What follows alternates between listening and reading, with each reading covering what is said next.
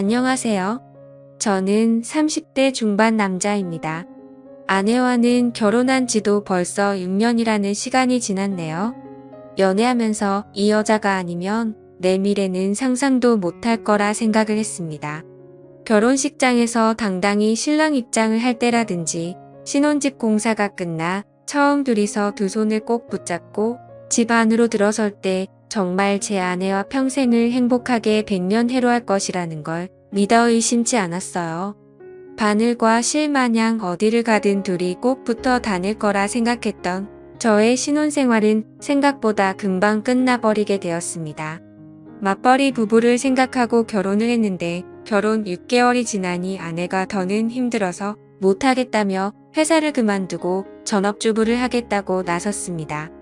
아직 갚아야 할 대출도 있는데 아이가 생긴 것도 아니고 너무 이른 것 아니냐 했더니 아내는 대학 동창 누구는 이렇게 살고 옆집 사는 누구는 저렇게 산다 하면서 자기가 아는 사람 이름을 하나씩 대면서 걔들은 결혼하고도 회사는커녕 집에서도 손에 물도 안 묻히고 편하게 산다는데 자기는 돈까지 벌고 집안일도 해야 하느냐면서 둘 중에 하나만 하겠다고 하는 거예요. 당장 다달이 나가는 대출금 생각을 하니 아내가 하루라도 더 일을 해주는 게 좋겠다는 생각이 들었습니다. 그런데 막상 집안일을 내가 할 테니 회사에 나갔으면 좋겠다고 하니 또 자기 주변 사람들 이름을 대면서 쟤들은 남자 잘 만나서 호의호식하는데 나는 왜 이렇게 살아야 되냐며 짐을 싸서 친정으로 가버리더라고요. 제가 뭘 그렇게 잘못한 건지는 모르겠는데 결국 장모님한테 해명 아닌 해명을 하고 사죄까지 하고 난 뒤에야 아내가 회사를 그만두겠다는 조건으로 다시 집으로 데리고 왔습니다. 그런데 막상 또 아내가 항상 집에 있으니 집안일도 잘해놓는 것 같고 음식도 여러 가지 종류별로 해주는 게 썩 나쁘지가 않더라고요. 이거 나름대로 좋을 거라 생각했는데 그것도 잠시 아내가 전업주부 생활을 시작한 지 몇 개월이 채 지나지 않아서 매일매일 새로운 반찬은 고사하고 그나마도 따로따로 접시에 담아주던 반찬마저 유리 반찬 통째로 대충 꺼내주는 게 당연해졌습니다. 내가 퇴근하고 들어오면 뭘 그렇게 누구랑 연락하는지 휴대전화기만 밤새 들여다보면서 잠도 저보다 늦게 들고 그러니 당연히 아침에 늦게 일어나게 되고 아침도 더는 차려주지 않더라고요. 간단하게라도 아침을 먹고 나가는 게 든든해서 아침밥을 좀 먹고 싶다고 하니 아내는 내가 내 밥 차려주는 사람이냐면서 성질을 내더라고요. 자기는 아침을 먹으면 온종일 소화가 안 된다면서 먹고 싶으면 내가 차려 먹으라고 화를 내는데 그냥 그 뒤로부터는 출근길에 김밥 한 줄 사서 먹는 게 일상이 되었습니다. 그런데 이제 그때까지는 아무런 생각이 없었는데 아내가 밥 먹으면서도 휴대전화기만 쳐다보고 있고 잘 때도 마치 제가 잠들기만을 기다리는 듯 눈치를 보는 게 자꾸 신경 쓰이더라고요.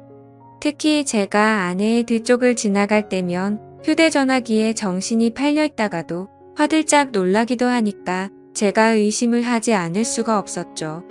경험해보지 않으신 분들은 모를 겁니다. 설마 아내가 저를 두고 다른 사람하고 그것도 모레가 아니라 제가 집에 있는데도 불구하고 대놓고 연락하고 있다고 누가 생각이나 하겠어요. 저도 그랬고 그래서 처음에는 의심만 할 뿐 실질적인 조처를 할 수 없었습니다. 만약 그게 진짜였을 때 받게 될 충격이 어마어마할 테니 조심스러워지는 게 사람 마음이더군요. 하지만 점점 더 아내가 집에서 집안일을 하는 건지 뭘 하는 건지 모르겠을 정도로 집 상태는 엉망이 되고 있었고 아내는 더욱더 의심스러운 행동만 하고 있었습니다. 집에 있는 반찬이라고는 반찬 가게에서 사놓은 마른 반찬이나 저희 어머니나 처가에서 가져온 밑반찬 말고는 다른 걸 구경도 못 해봤는데 생활비 통장을 확인해보면 항상 현금이 인출되어 있고 잔액은 바닥을 치고 있었거든요.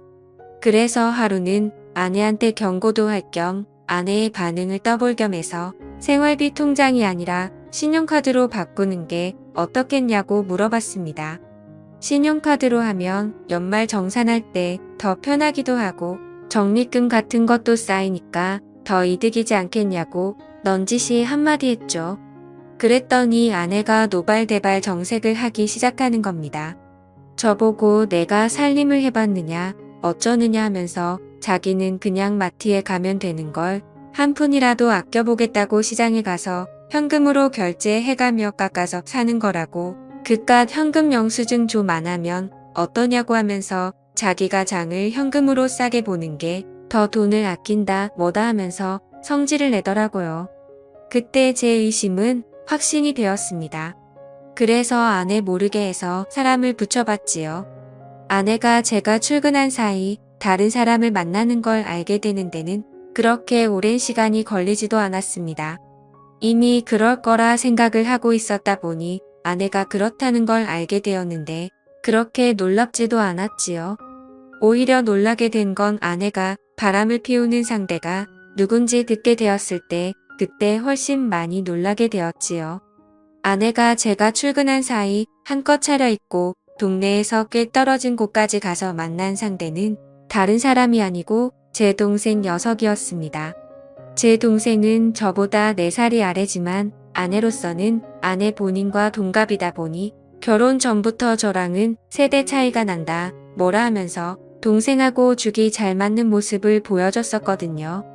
그때는 동생이나 아내나 저를 놀리면서 장난을 치는 거로 생각했는데 막상 심부름 센터에서 아내가 저 몰래 만나고 있던 사람이 다른 사람이 아니라 제 동생이라는 사실을 알게 되니 피가 거꾸로 솟는 기분이었습니다. 그런데 심부름 센터 직원이 덧붙이기를 둘이서 항상 카페에서 만나 1시간 정도 대화를 나누다가 그 다음으로 향하는 곳은 언제나 제 동생이 혼자서 사는 자취방이라는 겁니다. 말인즉슨 두 사람은 마치 누군가가 자기들을 알아보지는 않을까 눈치채고 있는 것처럼 매일같이 밖에서 만나기는 하지만 그 어떤 행각도 부리지 않고 카페에서는 조용히 대화만 나눈다고 하는 거죠. 사람이 집 앞까지 도착하면 마음이 풀리기 마련인데도 두 사람은 그 흔한 손 한 번 잡지 않는다고 하더군요. 그래서 아내가 매일같이 제 동생과 미래를 즐기고 있는 것은 사실이지만 그렇다고 해서 카페에서 매일같이 만나고 있는 것과 동생 집에 들어가는 걸 가지고 증거라고 들이밀기에는 조금 부족한 감이 있다고 하더군요. 제일 좋은 건 블랙박스가 되었든 집에서 녹음하던지 간에 어떻게든 두 사람이 저를 속이고 그러고 있다는 걸 입증할 만한 증거가 필요하다는 겁니다. 아니면 두 사람의 현장을 제가 덮치던가 하는 식으로 말이죠. 그러니까 이 심부름센터 사람도 이런 쪽 일이나 이런 경우는 굉장히 빠삭한 편인 베테랑이었거든요. 여태까지 짬으로 보기에 분명히 이 상황은 제 동생과 아내가 반드시 무언가 있을 거라는 확신이 있는데 괜히 헛다리 짚었다가 자기한테 피해가 갈 수도 있으니까 한 발을 빼는 것처럼 보였습니다. 그리고 나서는 3주를 따라 붙었는데 저렇게 매일같이 만나면서도 아무런 흔적을 남기지 않을 수는 없다고. 거기서부터는 저도 같이 협조해서 잡아내든지 아니면 자기들은 발을 빼겠다고 하더군요. 제가 여태까지 들어간 돈이 얼만데 현장 증거를 나보고 잡으라는 거냐고 따지니 이만 여기까지 하겠다는 겁니다. 이후의 일은 제가 알아서 하라고요. 어디에 돌팔이 같은 놈들한테 엮인 기분도 들고 괜히 다른 센터를 찾아봐야 그 정도로 암수를 피우는 거라면 아무것도 못 잡아낼 수도 있겠구나 하는 생각에 저도 더는 시간 낭비를 하지 않기로 했습니다. 그냥 제가 현장을 직접 덮쳐버리는 게 낫겠다 싶었어요. 회사에 월차를 내고 렌터카를 하나 빌려서 동생이 사는 자취방 앞에 대기하고 있었습니다. 아내는 제가 출근한 줄로만 알고 있을 테니 매일같이 만나고 있다고 하는데 당연히 그날도 둘이 똑같은 패턴으로 카페에서 둘이 만나서 동생 집에 도착을 하겠다는 계산이 서 있었습니다. 차 안에서 숨죽여서 기다리고 있었지만 그 시간이 평소와는 다르게 엄청나게 천천히 가더군요. 이 무더위 속인데도 모자도 뒤집어 쓰고 최대한 안 보이게 동여매고 있으니 거기에 차 시동도 걸어놓지 못하는 상태다 보니 정말 죽을 맛이었습니다. 그런데도 심장은 엄청나게 빠르게 뛰고 정말 그 차 안에서 무슨 생각을 했는지 기억도 안 날 정도로 오만 가지 생각이 오고 갔습니다. 아니나 다를까 거의 매일같이 똑같은 패턴으로 행동한다는 말과 똑같이 두 사람이 시야에 들어오더군요. 사진으로 보는 것보다 실제로 보니 정말 치가 떨려서 그 자리에서 문을 박차고 나가 두 사람한테 욕한 바가지를 쏟아붓고 싶었지만 현장을 덮치기 위해 속으로 참을 인자를 새기면서 겨우겨우 참아냈습니다. 카페에서 둘이 시간을 보냈으니 집 안에 들어가자마자 본 경기를 시작하려나 그 길로 저도 뒤따라 들어가 문을 열고 들어가고 싶었지만 참았습니다. 그때의 1분 1초는 정말 제 인생 그 어떤 시간보다 느리고 천천히 흘렀습니다. 무더위에 두 사람 다 걸어오느라 고생 좀 했을 테니 땀이라도 식히겠거니 싶어서 조금만 더 시간을 두고 기다리기로 했지요. 동생 집 비밀번호는 제가 이미 알고 있었습니다. 뭔가를 바꾸는 걸 별로 좋아하지도 않는 성격이어서 예전부터 한 번호만 쭉 고집해온 녀석이거든요. 이미 두 사람이 집에 들어간 상황에 저도 뭘 더 차 안에 있을 필요가 있겠나 싶어 저는 이미 동생 집 앞까지 들어와 있는 상황이었습니다. 얇아 빠진 철제 현관문 너머로 아내와 동생의 목소리가 들려오는데 정확하게 무슨 내용을 말하는지는 들리지 않았지만 동생이 벌써 시작을 한다느니 어쩌니 아내가 오늘은 조금 빨리 좀 끝났으면 좋겠다느니 어쩌느냐 하면서 하하호 거리며 이야기를 주고받더군요.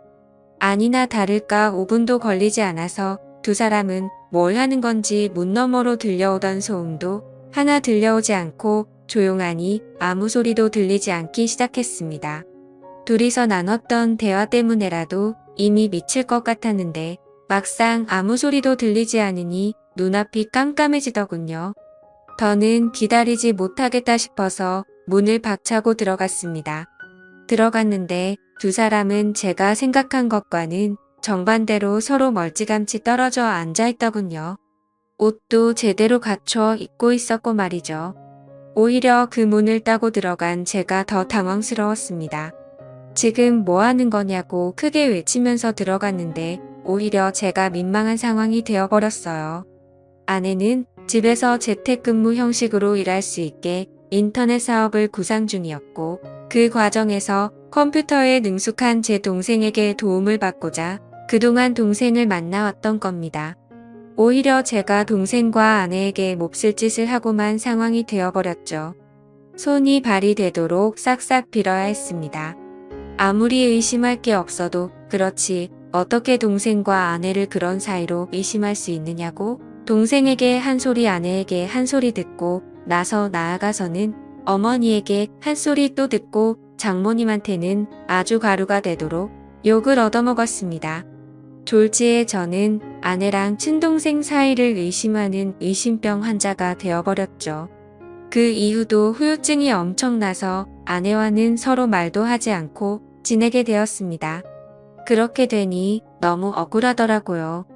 그래서 아내의 뒤를 캘 때 고용했던 심부름센터 직원을 만나서 따졌습니다. 어떻게 자기는 아무 잘못 없다 잡아떼고 면피를 하려고 할 줄 알았는데 심부름센터 직원이 돈은 다 환급해준다고 하면서도 자기는 억울하다고 하는 겁니다.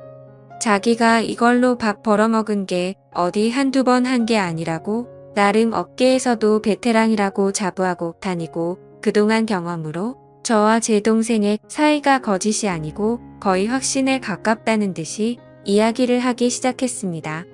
이 양반이 내가 틀렸다고 하니까 자존심이 그렇게 상했나 싶었고 저는 사실 억울한 게 더 컸기 때문에 헛소리하지 말고 그럼 환급이나 해달라고 했어요. 그 양반한테 보수를 환불받는다고 해도 이미 엎질러진 물을 되돌려 놓기에는 힘든 상황이었지만 그래도 마음이라도 풀고 싶었거든요. 그런데 그 양반이 흔쾌히 환급을 해준다고 했다가 자기한테 짧게는 2주에서 길게는 2달만 시간을 달라고 하더군요. 제가 보수로 준 돈이 그렇게 큰 목돈이 아니었는데 이 양반이 돈이 궁해서 그러는가 싶었습니다. 그런데 그게 아니었고 자신은 지금도 확신한다면서 지금부터는 무료로 더 조사해본다고 하더라고요.